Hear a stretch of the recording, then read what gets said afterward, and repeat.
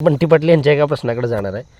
मी ऐकलेलं आहे असं, किंवा मी बऱ्याच ठिकाणी काही अनुभवलेले सुद्धा आहेत, बघितल्या सुद्धा काही घटना, की बंटी साहेबांचं त्यांच्या कार्यकर्त्यांच्यावर प्रचंड प्रेम आहे आणि ते त्यांना निधी कमी करू देत नाहीत असं मी ऐकलेलं आहे. पण ह्याची जाणीव प्रत्येक कार्यकर्त्यांनी ठेवायला पाहिजे असं मला वाटतं.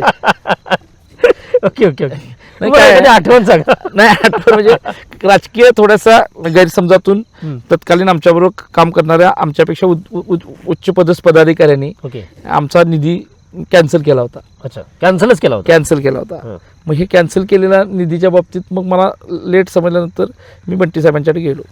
तर साहेब म्हणजे ठीक आहे, आम्हाला बघूया आपण काय करायचं. मग त्या सगळ्या गडबडीत त्यांनी तत्कालीन आमचे डेप्युटी सी होते अरुण जाधव साहेब, त्यांना आमच्या त्यांच्या सयाजी हॉटेलच्या त्या आपल्या पुढचा मॉल आहे ना, तिथं बंटी साहेबांच्या हस्ते सकाळचं 7-7:30 वाजता, सकाळी 7-7:30 वाजता मी बोलतोय, इलेक्ट्रिक बाईक एक आली होती, मोटरसायकल, सॉरी ॲक्टिवा सारखी गाडी. ओके तर तिचं हे होतं, ओपनिंग होतं. Okay okay. तिथं त्यांना पण बोलवलं आणि मला पण बोलवलं आणि दोघांनाही बोलवलं. आणि मी सांगितलं साहेब ते जाधव साहेबांना तुम्ही बोलायला लागते, ते असं असं झालंय.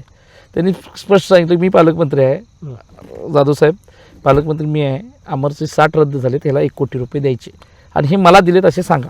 60 रद्द झाले होते, 1 कोटी रुपये दिला निधी मला, 40 लाखांचा एक्स्ट्रा निधी तुम्हाला दिला दिला दिला दिला दिला.